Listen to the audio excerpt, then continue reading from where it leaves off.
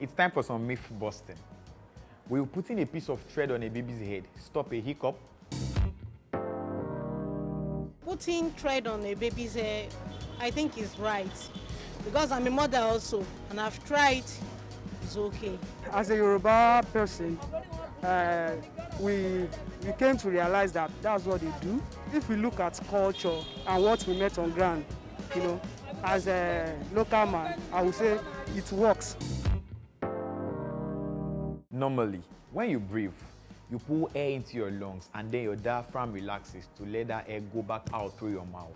But when you hiccup, the diaphragm spasms and the air that you are trying to suck in gets stuck against your closed vocal cords, which causes the distinct hic sound of a hiccup. A hiccup can last in a baby from anywhere between 2 to 7 minutes, and no action is required before it stops.